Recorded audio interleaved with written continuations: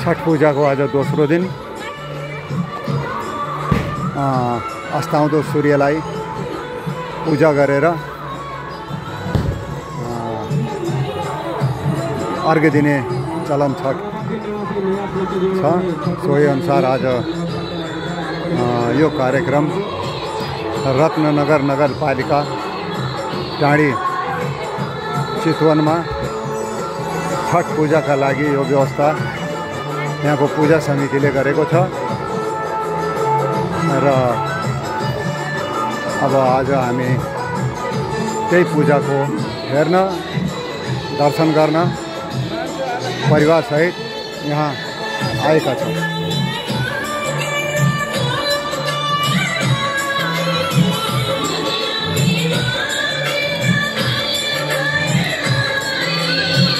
छठ पूजा 2082मा पाल्नु हुने सम्पूर्ण भक्तजनहरूलाई पूजा गर्नको लागि हामीले यहाँ फुल अक्षताको व्यवस्था गरेका छौँ। सचिवालयमा फुल अक्षता अगरबत्तीको व्यवस्था गरिएको छ। फुल अक्षता लिएर गएर पूजा गर्नुको लागि हार्दिक अनुरोध गर्दछु। सम्पूर्ण श्रद्धालु भक्तजनहरू पूजामा बस्नुभएका श्रद्धालु भक्तजनहरू बाटो हाम्रो मण्डपमा रहेको बाटोलाई चाहिँ अलिक खुकुलो बनाएर राख्नु होला। पूर्व पश्चिम उत्तर दक्षिणमा रहेको त्यो हिँड्ने बाटोलाई चाहिँ बाटो नै कायम गरिदिनु होला। दौराहरू आइरहेका छन् भने नयाँ श्रद्धालु भक्तजनहरू पनि आइरहनु भएको छ। उहाँहरूलाई पनि हजुरहरू रहेको स्थानसम्म पुग्नको लागि बाटोको आवश्यकता पर्छ। त्यसैले त्यहाँ बाटोमा भिडभाड नगरिदिनु हुनको लागि अनुरोध गर्दछु।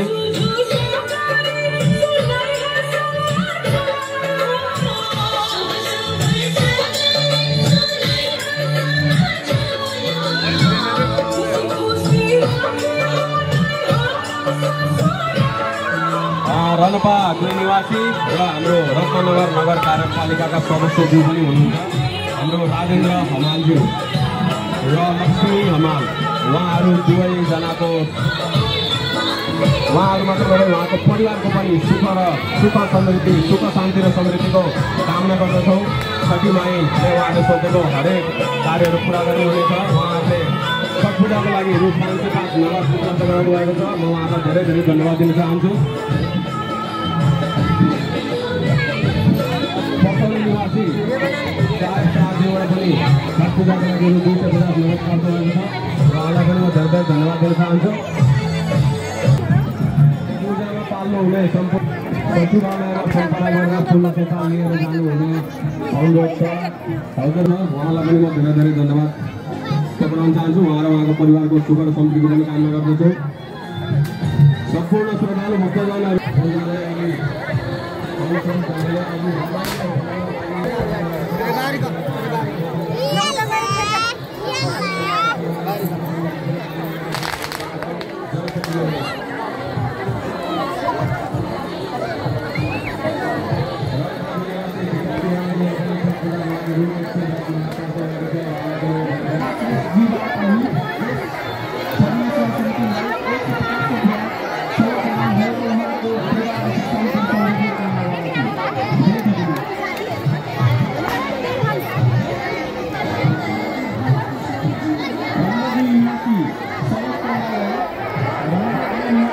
साथीहरू, स्वयंसेवक साथीहरू, यहाँ भिडभाड भएको हुनाले यहाँ हाम्रा भक्तजनहरूलाई हिँड्डुल गर्न पनि अप्ठ्यारो देखिएको छ।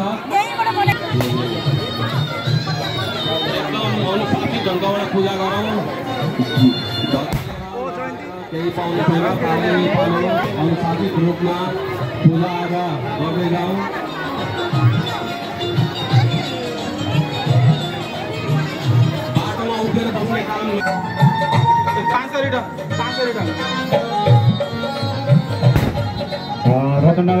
रनपा 2 निवासी टेकनाथ अधिकारी ज्यूबाट यस छठी माई सेवा समितिलाई सहयोग रु 505 प्रदान भएको छ। उहाँको सुख शान्ति समृद्धिको कामना गर्दछौँ। जय छठी माई।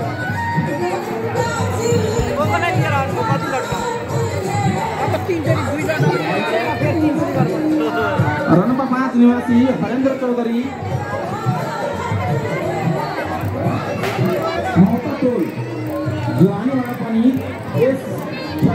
समितिलाई सहयोग रु 110 रुपियाँ सहयोग प्रदान भएको छ। उहाँले सुख शान्ति समृद्धिको कामना गरेका छौँ। जय श्रीमान। विनोद गराई ज्यूबाट पनि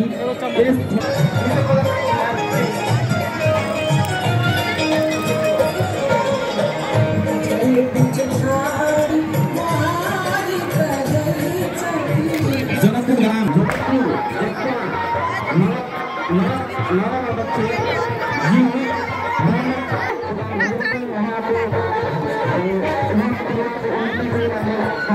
भाउजू पनि नमस्ते गर्नु मुस्कान गरे भाउजू आयो